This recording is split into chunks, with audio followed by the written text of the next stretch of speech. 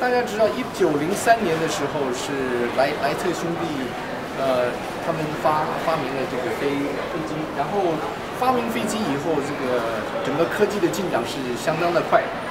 在1927年的时候，林白就已经横越大西洋。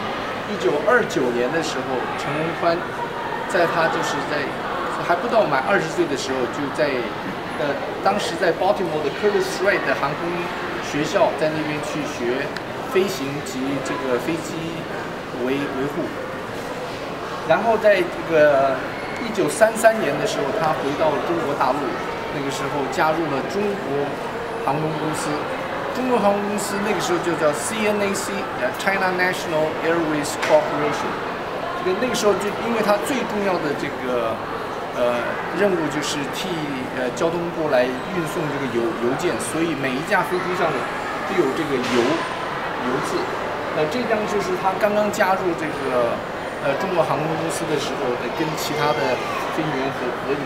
这个中间的这个就是陈文宽先生啊。1933年，那是在民国22年的时候，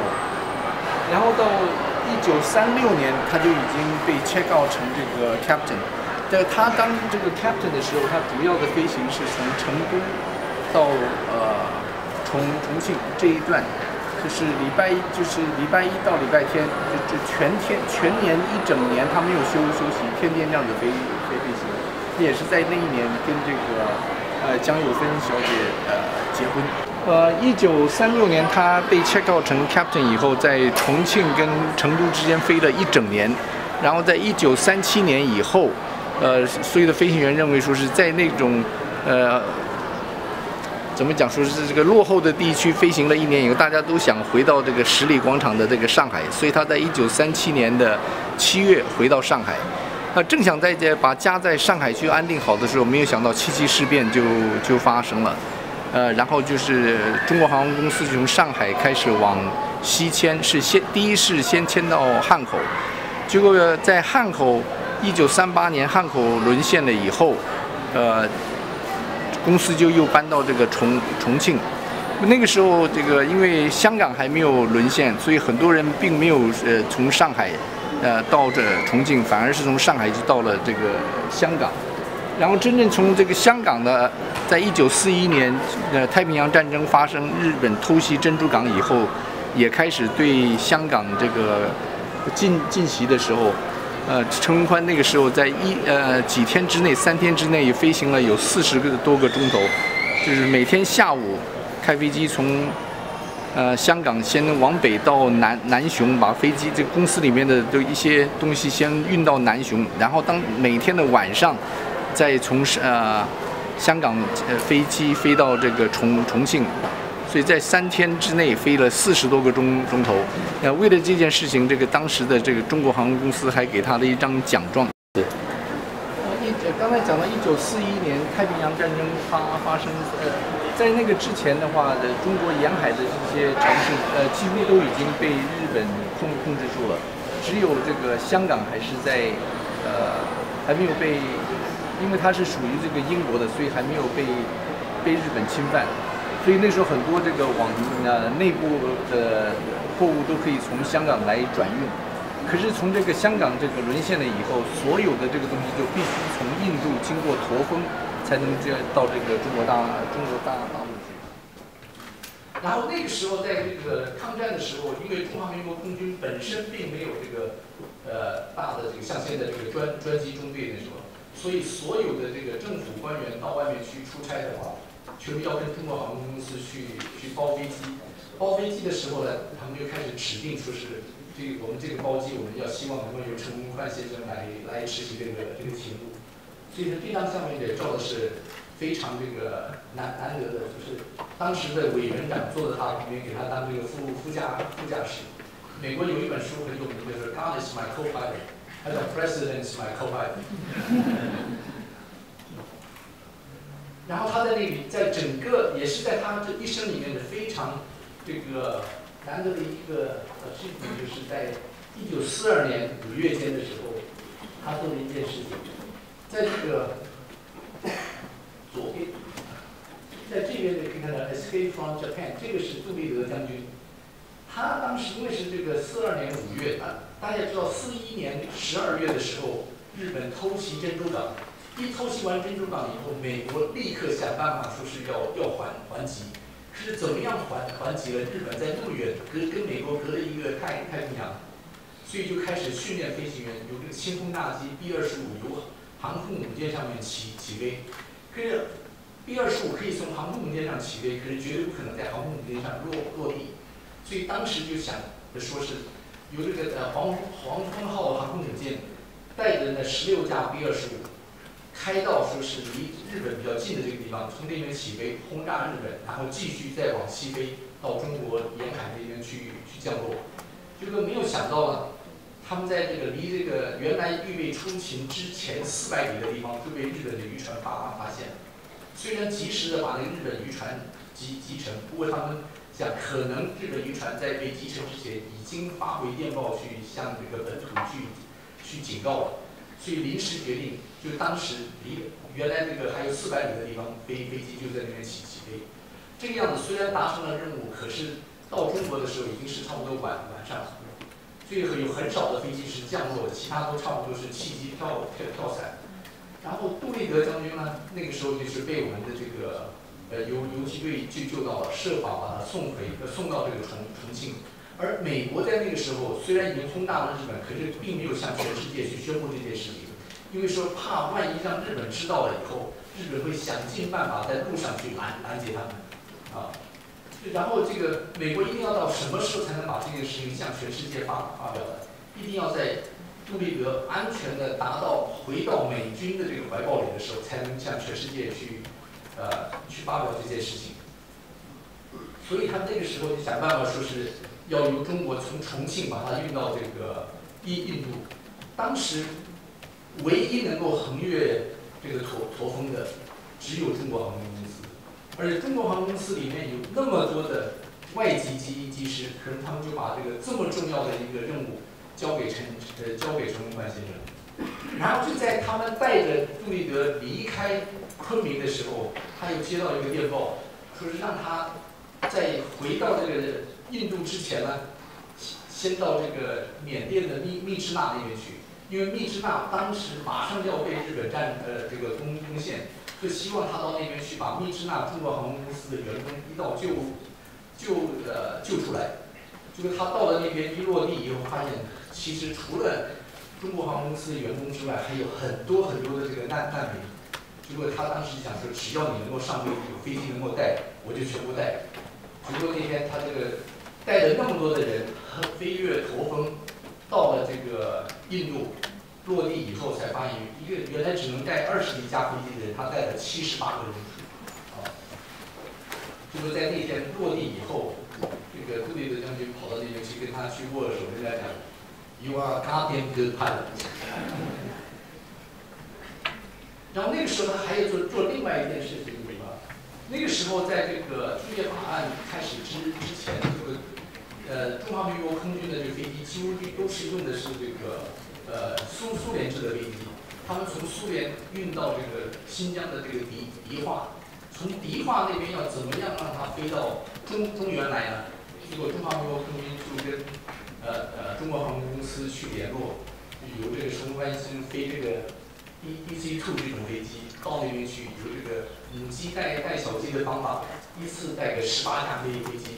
往这个中原飞。一路上这个小飞机这个加油的次数要比较多，所以在加油的时候，他还设立方法，说是有9架飞机下去加油，另外9架飞机在天空这个警戒。这样的话，就即使日本飞机前来突袭的时候，也不可能有18架飞机在这个地面被日本人当这个地板来打。然后还有另外一件事，也是在那个时候，刚才是讲到这个驼峰了。驼峰就是从这个印度的滨江一直飞越驼峰到这个云南的这个昆明。这个那个时候，因为所有的这个沿海的这个港口全部都被日本人这个占领的，所以中国唯一的这个命脉就全部要靠驼峰空运。可那个时候，这个政府就开始做这个未雨这个绸缪，说万一这个航线也被日本人，因为那时候这个缅甸呢、泰国那也都是被日本人所侵占。如果这一条航线也一旦被日本人切断的话，那所有的中原补给全部没有了。所以他们就希望说能够从这个新疆这个地方，从现在这个雅克这个地方，能够说是飞越第二高峰，就是 K2， 经过那边到Paswa 现在是在巴基斯坦，不过是在抗战的时候是在印度，所以也由他带着这个毛包书将军，就是从这边飞过了这个 K2， 一路上做了很多的这个记录，说是想应该从哪边飞，一路上要注意一些什么事情。就即使后来这条航线并没有被运用，可是他所这个花费的这个心血，让这个政府实际上是知道他在这场战争里面就为国家做了多少事情。可是他一路上虽然为国家做这么多事情，他一直拿的这个薪水比这个同样的这个美国籍的这个飞行员要少很多，所以他就是刚才讲说，1936年变成 captain 之后，他一路上他就觉得这家公司是不能久待的啊。然后刚刚好那个时候抗战胜利，中央航空公司中央航空公司其实一开始是这个欧亚航空公司，是德航跟中国政府所合作的一个公司。结果在抗战刚开始的时候，因为德国是属于轴心国，中华民国是属于这个同盟国，所以在那个时候，这个因为已经对德宣战，所以中央政府就把这个欧亚航空公司这个德国的股份没收了。没收以后，那个时候也没有什么钱再去买飞机，所以中央航空公司始终说是在这个账面上是有7架飞机、8架飞机的，可真正能够飞的飞机那个时候不到5架，而且是根本没什么钱的。因为在抗战胜利以后呢，这个因为说要复原啊，这个要把人员送到原来的地方，还有这个工业的原料要往内地送，所以对这个空运的需求就非常的大。然后那个中央航空公司就想要在这个机会里面，也能够说是发展他们的商机，可是他没有飞机，就中央航空公司想要到外面去借钱，银行当时就在讲，借钱可以，唯一的条件你要把陈文宽先生请到你那边去。就后来这个刚刚好，他那时候他也不愿意在那个原来的中国航空公司待下去了，所以两边一拍即合，他就加入了中央航空公司。就是这个就是刚才说是，他就是中央航空公司要去借钱，他所欠缺的那一块。然后他加入了以后，第一件事情，银行给他了50万美金的这个支票，让他到印度去买飞机。他当时就是在那个印度有很多战后的这个C-47在那边，因为要卖，一架是2万块，不管飞机的状况，一架C-47是2万。所以他到那时候本来是预备去买个几架飞机的，就去了以后发现了，当地的那个指挥官跟他讲说，有一架飞机连座位都已经装好了，不过是要3万块。他看了以后，那架飞机的整个这个时速才400多个钟头，等于是全新的飞机一样。他就说3万块钱多1万块钱，那他也买了。买了以后从这个印度飞到昆明，要回到上海的时候，在昆明碰到他以前认识的一个朋友。问他有没有飞机可以这个包，有一些商人要回到上海去，他说现在有一架飞机，人家说是要包一架飞机去上海要多少钱呢？给他3万块。说好了，所以他第一趟飞行就等于说是把替公司就赚了一架飞机下来。然后刚才也是这个沈局长自己讲的，说是他在1年之内能够把这个公司从5架飞机，那个沈局长讲说7架。就因为什么？他那个时候这账面上说不定是有7架、8架，可是真正能够飞的，他说他也只有5架。可是那个公司根本没有钱。他说他加入公司的时候，公司连买一个电风扇的钱那都没有。1年之内，他能够把公司从这个5架弄到150多架。因为这个中央舱的飞机的话就可以飞，就买的时候还跟人家去讲价，从35万一架开始，让他真正讲到说是只有30万。买了6架这种飞机，真正回到中国的时候，中国这个大半的这个版图已经沦陷了，所以它真正能够飞的就是当时这个飞机从广州到曼谷的这个航线。然后刚刚讲说中国这个大半个这个版图都已经这个限供了，在这个1949年10月1号的时候，中华人民共和国成立，然后在11月的时候，两航就开始投供，因为那时候讲这2家航空公司在一起有差不多几乎有200架飞机了，这200架飞机真的讲说是要跟着这个国民政府到台湾来的话。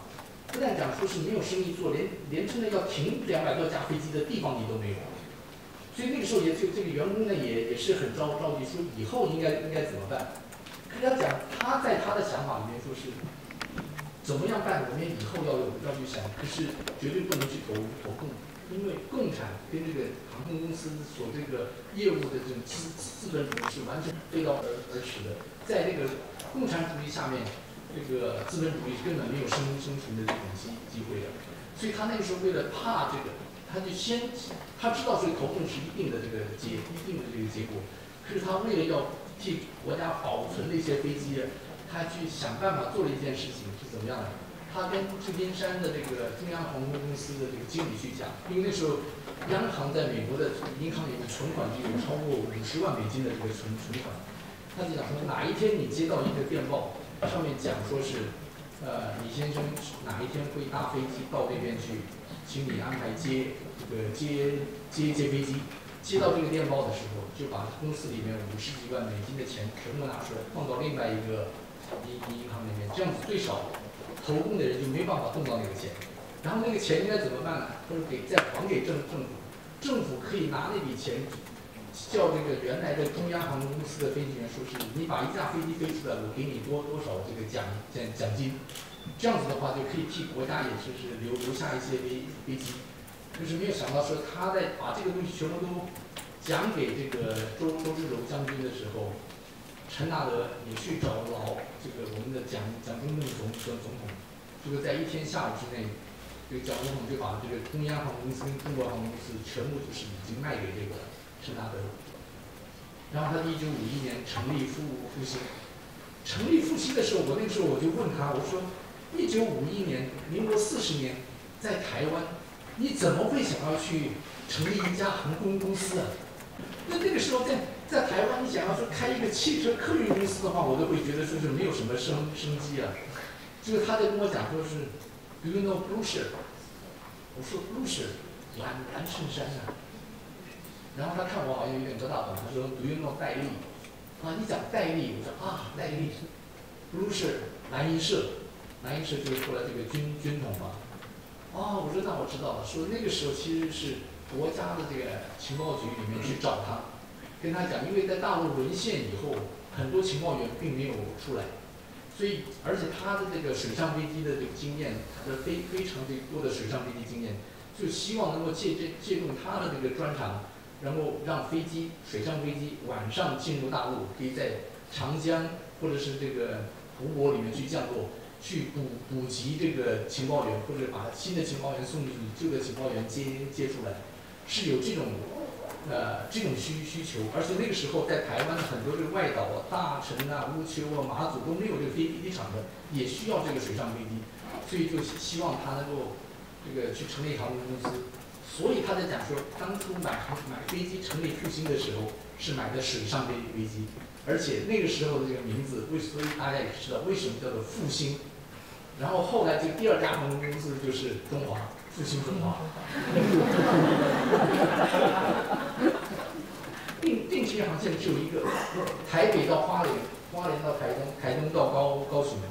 它真正赚钱的只有台北到这个花莲，台北到台东没有人去做，即使要到台东的也是，这个从台北坐到花莲，你就下来再买火车票，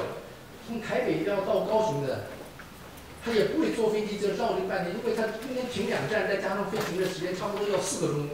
头，啊，而那个时候，而且最重要一点就是什么，民航局不给他这个执照。为什么呢？因为这个民航那个时候 CAT 是民航空运队，民航空运队是这个陈纳德的。陈纳德他有一个直航是从台北到台南的这个航线，如果给的复兴从台北到高雄的航线的话，会严重影响到 CAT 的这个生意，所以在那个时候他就始终是想要是拿台北到高雄的这个航权，可始终他就是没有。不过呢，政府那时候还是给他了很多生意了，就是比方说这个到外岛的包堤了，大陈、马祖、乌丘啊，支援滇缅孤军啊，还有非常重要的印尼革命。有这个，所以他那个时候就90%的营运是替政府执行空军所没有办法执行或者是不方便去做的事情。所以这件事情就讲说，复兴航空公司在刚开始的时候，他所说的事情就是全部是中华民国政府的秘密任务。所以很多这些事情在我的第2本书里面都讲得非常的清楚。然后这张相片就是 PBY 当时在马祖那边照的。然后这个支援滇缅孤军的时候，这个是从这个台南起飞，从台南起飞的，台南的跑道比台北的长，所以装满油、装满货以后，从台北没办法起飞，所以先要从台北到台南，装满货、装满油以后，在一路上飞到那边去。后面去的时候，先到这边来的，到这边其实是辽国的这个滦巴拉邦这边就是刚才讲这个湄公河就在这个地方。所以他先到这个滦巴拉邦这边，然后就顺着这个湄公河，然后才能到这个蒙萨这边。然后经过这个雷的时候，这时间还要去算好，就一定要在日出之前1个钟头经过这个地方。然后到这个蒙萨的时候，差不多是中午，所以早上是差不多10点钟左右。然后这个起飞的时间，因为那边这个没有夜航的这个设施，所以一定要在天黑之前起飞。起飞以后，要在日落之后1个钟头飞到这边，这样子可以在一路上飞回台北，就非常的也艰巨的这种任务。那这张相片也是很有这个意思的一张相片。大家看到这个水上飞机，这水上飞机是落在山里面，这并不是落在水上面的。然后为了要支援这个印尼革命啊。也是从这个台湾起飞以后，也是从台南起飞，直接飞到这个印尼的这个5万多迈到这边。为了这件事情，这个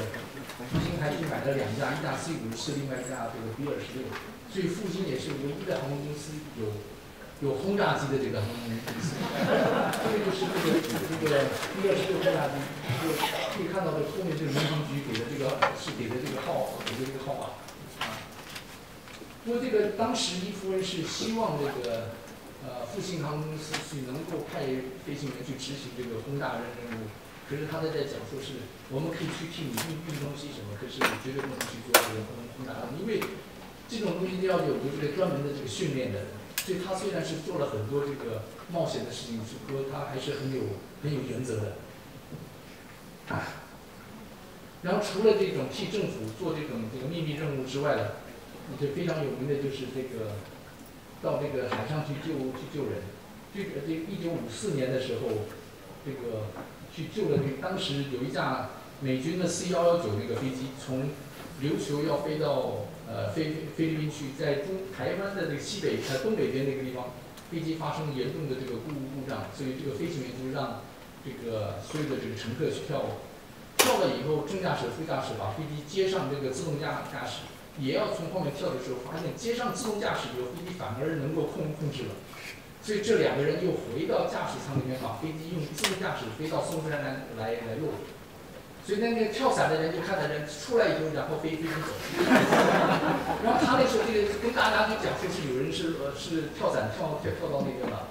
这个当时这个琉球的美军这个空军就最新式的 HU-16信天宫那种飞机。到了那边需要去救，可是那个海浪实在是太大，他们就不敢落，在这个海面上一直盘旋。所以当时有一架这个 CAT 的这个飞机经过那边，就问他们说，因为到底是因为这是什么事情？结果知道了以后，那个 CAT 的飞行员就讲，你们应该去找蒙茜，他可以在任何的水面上面去落地。就后来人家找到复兴航空公司，然后让他去了以后，他也真是这个不负众望的，就在那么多人的这个。在天空上看的时候，他把那架飞机在海上落下去，还是真的慢慢的就把这6个人，其中有1个人已经死了，所以说6个人再加上一个死的，一道全部都拉上来了。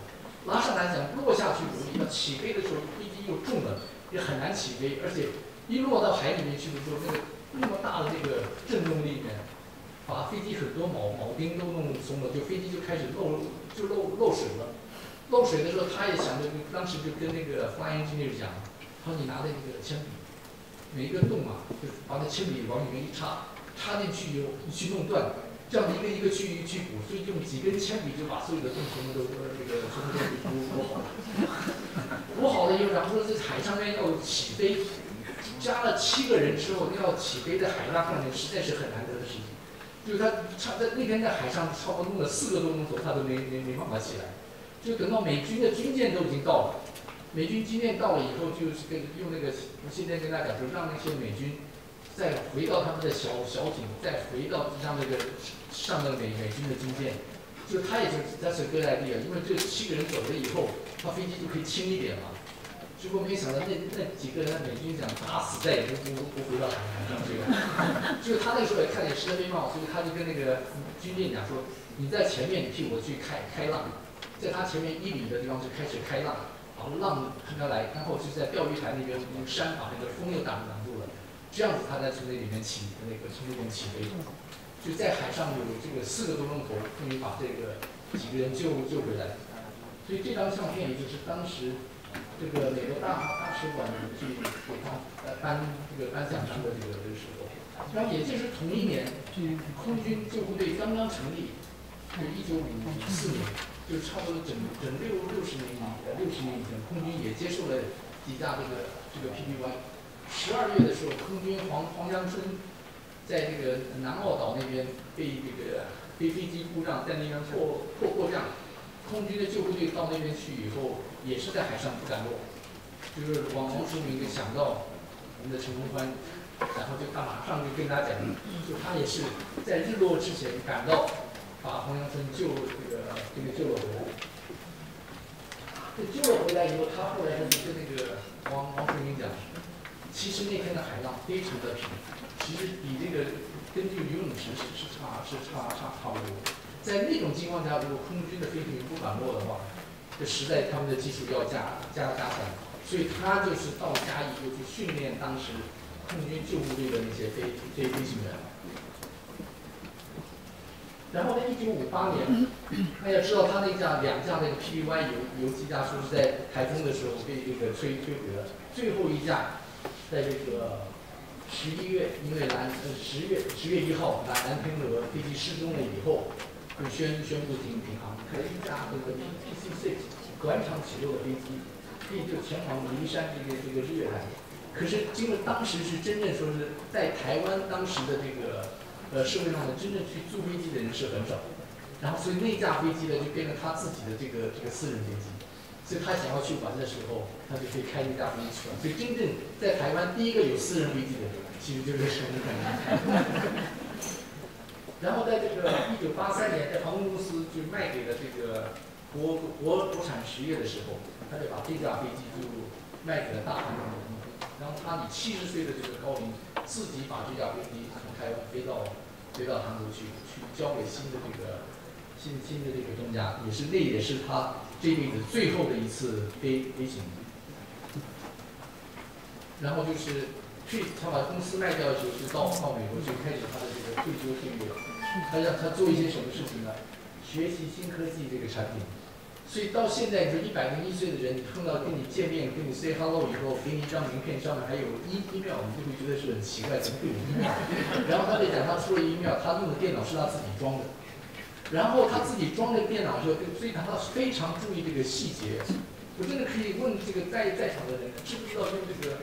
XPC system 开机以后，下面那个 sliding bar 要走多少趟？有没有人去注意过？那么他真的是，他跟我讲说，一个全新的电脑装好了以后，下面是走7趟，然后就可以去开机。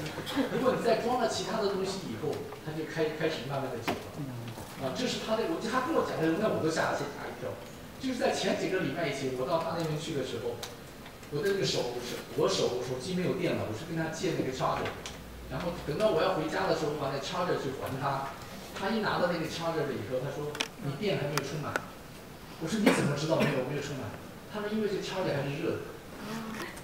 我觉得对他这个小的这个事情，他是非常的这个注意，所以跟我讲说，他除了买这个自己做了2台这个 PC 的这个电脑之外，他还买了一个苹果电脑，所以而且用哪个电脑的时候，他都知道用哪个电脑，他应该是用什么样的这个 operating stack 啊。然后他也非常注意这个身体的保健，每天呢，他是每1、2天呢，他总是在这 treadmill 上面去走差不多1个 mile。在他现在这个年纪，10年以前，他90岁生日的时候，他自己送给他自己一个礼物，就是一个部Mercedes S600，然后买了新车以后，第2天找了其他3位这个老飞女跟他一道去试车，从旧金山往那个 Reno 开，就到了 Reno 以后车子坏了，全新的车子，因为那个。Reno 的标高比那个旧金山要高嘛，所以到那边的话呢，电脑其实要探测空气里面的这个 oxygen level 来这个调整这个进油量，就是那电脑坏了，所以你不管你怎么样踩油门啊，它就始终是这个 idle， 所以他就在当时就打电话给这个当地的这个 Benz 的这个 dealer， 一定要在马上就拿了同一样的车子就给他用，他可以当天就可以回到旧金山。什么修好了车子以后。你看打一个电话跟他讲说你的车子已经修好，90岁的年纪了，他今天讲说 OK， 然后就是自己一个人从旧金山开到 Reno， 换了车子再开回来，90岁。如果今天是我要这样子的话，我都会跟我太太讲，你陪我去的。那他一个人是这样子。然后旅游，一天到晚就是这个游山玩水。今年在101岁，今年1月去过缅甸。今年3月、4月去过上海，现在他又回到台湾，啊，我就问他，我说，哎，你这个你的这个长寿的这个秘诀是什么？或是不是说 longevity？ 他就讲，他这个是讲当时写的说是 I'm get mad， 我不生气。昨天他也在讲 I'm not worried， 不担忧，更不生气。不管你有什么事，当该睡觉的时候，我就去睡觉。啊，第2天早上起来，你还可以再去做，不要今天晚上担忧的你整晚上去溜达去睡觉。这就是我们陈先生的这个一生的这个精彩岁月。所以今天这个非常高兴的能够在这机会跟大家去这个分享。啊，谢谢。